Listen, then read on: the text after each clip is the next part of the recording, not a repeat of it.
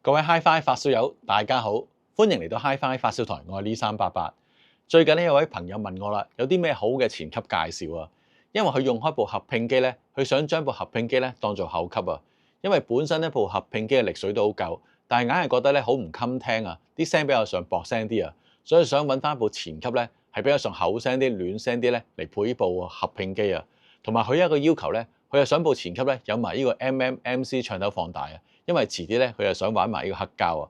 咁啊，雖然我試過咁多機咧，我睇翻我之前拍嗰啲影片咧，我發覺咧真係冇咩前級咧係標煙埋呢個 MMMC 唱頭放大嘅。咁啊，本來我想揾翻佢咧，就話俾佢聽，我都冇咩好介紹啊。點知反而佢揾翻我咧，佢就話已經買一部前級啊。佢仲話啲聲咧好啱佢，同埋有晒上高提到啲要求啊。我都好好奇咧，到底佢買一部咩前級咧？咁啊，如果大家同我一樣咧，想知道佢買一部咩前級咧，咁就唔好行開腳睇落去啦。咁同埋大家睇完影片咧，仲未訂閱 HiFi 發燒台就快啲訂閱啦。咁你訂閱咗之後咧，就會接收到影音相關嘅資訊啊、唱片嘅介紹啊，同埋發燒嘅家訪。好，唔講咁多，去片。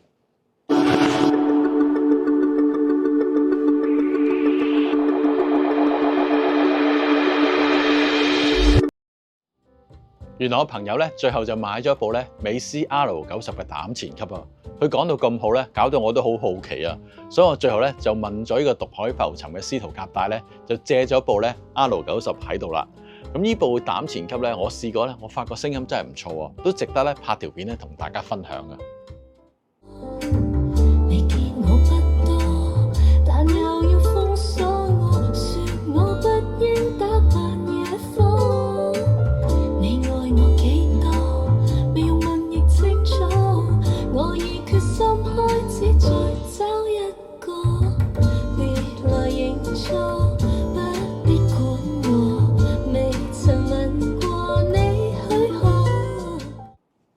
部機嘅前面板同埋頂蓋咧都夠厚啊，咁啊同埋咧成部機咧都夠紮實，仲有見到頂蓋咧冇呢個螺絲嘅，咁啊望落去咧都幾靚仔啊！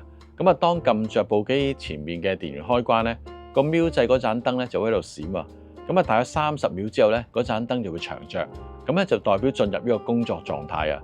咁呢個功能咧就係為咗保護咧機裏邊啲膽啊，唔好一開機咧就呢個高壓通電咧，咁啲膽咧就會襟用好多啊！前面板中間咧有一個輸出嘅電平指針標啊！呢部機咧仲有一個特點啊，就係呢個通 control 啊！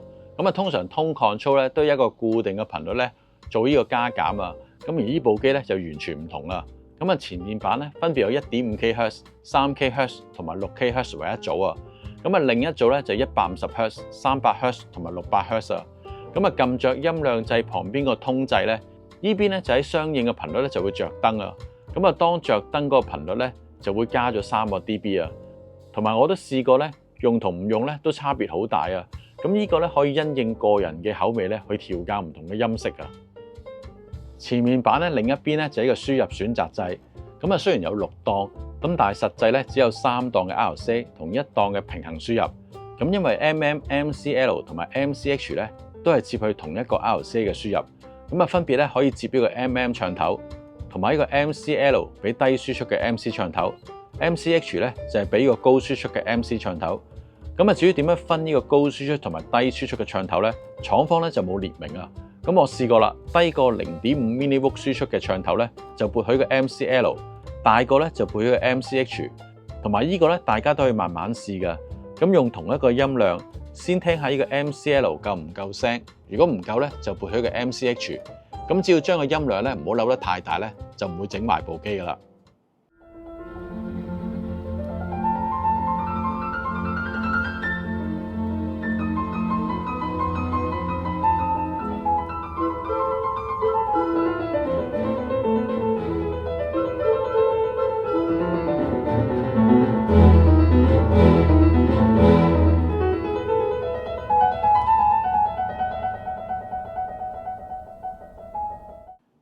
到機背啦，好似頭先咁講，有3組嘅 RCA 輸入同1組嘅平衡輸入。咁而第一組嘅 RCA 咧就俾呢個唱頭輸入，有埋呢個地線嘅接駁位。咁啊，至於呢部機另外一個特色咧，就有3組嘅輸出啦，1組平衡，2組嘅 RCA。咁而呢3組咧都係同時有輸出㗎。咁有咁多組輸出咧，除咗正常可以接駁後級咧，又可以方便咧玩呢個超低音喇叭。玩呢個2.1嘅輸出，又可以玩呢個擺 M， 一部 M 咧就推個高音，另一部 M 咧就推個低音。咁 IEC 電源插上邊咧有一個撥掣，咁如果係香港用咧，就記得撥到去230伏。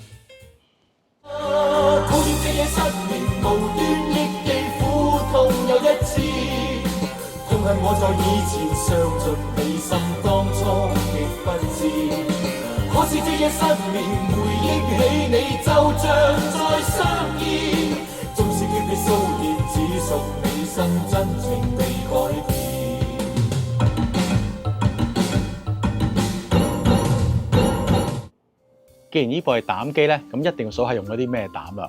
咁啊，前級放大部分咧就用咗2支咧 12AX7 同埋4支咧 6KE8。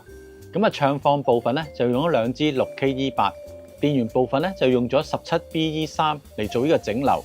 咁啊，穩壓部分咧就用咗 12DT5 啊。咁啊，大家聽到啲膽咧，除咗 12AX7 之外咧，其他膽咧都比較少聽到啊。咁原來呢啲咧全部都係廠方咧庫存裏邊嘅舊裝膽啊。咁啊，部機咧以呢個價位咧都可以跟埋呢個舊裝膽咧，真係一個加分位啊！咁啊，音量控制咧就用咗日本嘅 Apps 嘅音量掣，部機裏邊咧就用咗呢個金屬間隔咧嚟分開個唱頭放大部分同埋呢個電源火牛嘅部分啊，咁可以減少互相干擾嘅機會啊！唔怪得呢部以膽機嚟計咧，部機個底噪咧都好低啊！仲有自家曉製嘅電源牛咧，都係用咗呢個2Z11嘅鐵芯嚟提升個穩定性啊！Attachment to identity make me blue.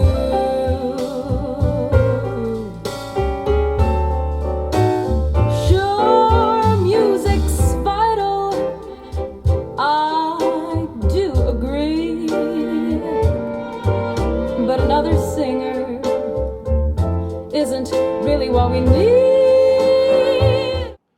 咁今次咧試聽呢部 R90嘅膽前級咧。咁我都有試過咧，駁落去呢個冰文 Mono 嘅原子粒後級，亦都有夾呢個咧 Master Star 嘅膽機啊。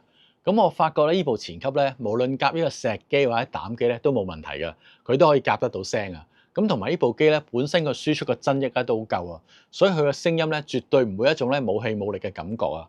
咁同埋我都有試過玩下咧，呢部機咧成唔同嘅釘腳啊。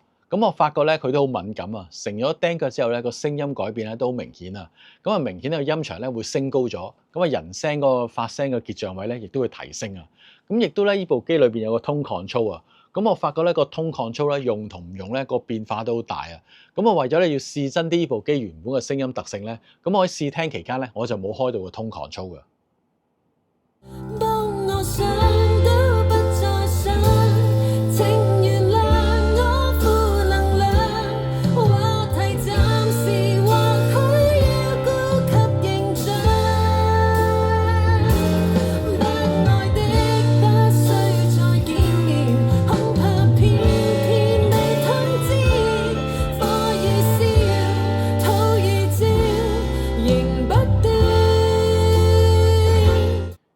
呢部 R90咧，裏邊用到啲膽咧，大部分咧都唔係常見啲膽啊，帶出嚟嘅聲音咧，亦都好夠膽聲啊，聲音咧好夠柔潤順滑，絕對唔會一種咧粗糙嘅沙石感啊。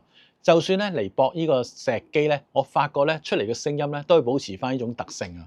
所以如果大家咧而家用緊啲石機咧，成日覺得啲聲音好毛躁啊，唔襟聽啊，特別聽啲人聲咧，有一種令人聽得唔舒服嗰啲唇齒聲咧，咁我覺得如果夾呢部前級咧，就應該幫得到手啊。咁同埋呢部機咧，我覺得咧佢播呢個人聲咧係佢強項啊，特別一播呢個女聲，好有一種咧甜潤啊厚聲嘅感覺啊。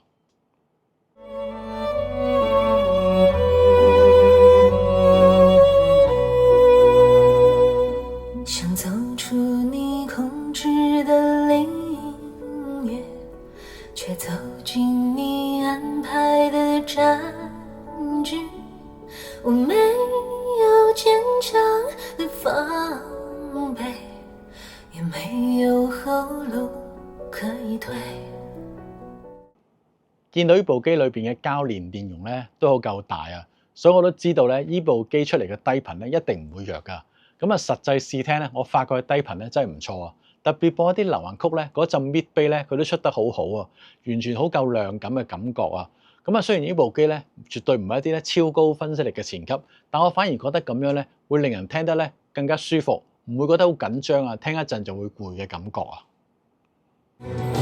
どんなに悲しいことも私に伝えてあなたの瞳のエリス見つめ返して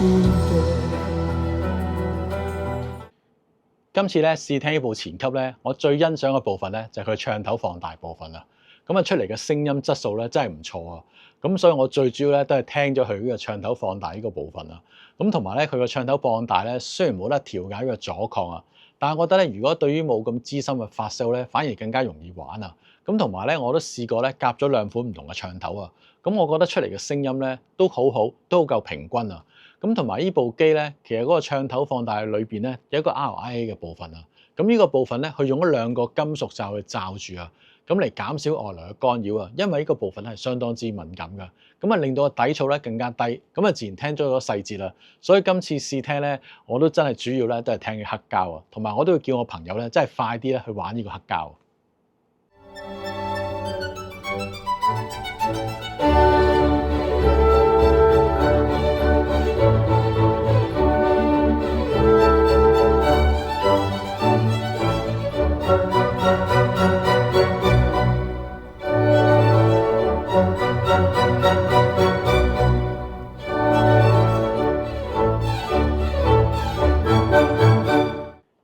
今次咧試聽完呢部前級咧，我先發覺到咧，原來現今嘅前級咧，好少係包埋呢個唱頭放大部分嘅，特別咧係有埋呢個 MM 放大添。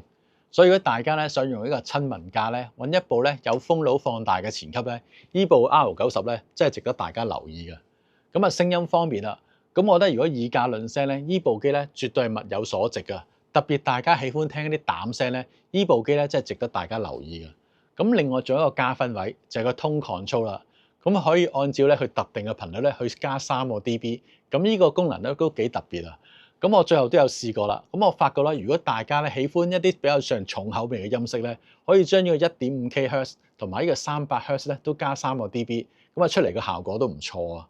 但係我覺得咧仲有一個地方咧可以提升嘅，就係呢個 Tone Control 部分咧，如果可以將佢兩邊獨立分開去。咁可以只係調校個高音，或者只係調校個低音咧，咁我覺得靈活性咧會更加高啊，咁個變化咧會更加大啊。好啦，最後咧我都要多謝我朋友佢咁有眼光，介紹一部機俾我玩，亦都可以分享俾大家。如果大家咧喜歡條影片咧，就記得訂閱呢個 HiFi 發燒台。咁同埋如果大家咧想我介紹多啲咧比較上親民價錢嘅器材咧，都可以下低留言欄咧留一個$sign嘅emoji俾我。好啦，今次同大家分享咧就到呢度啦，下條片見。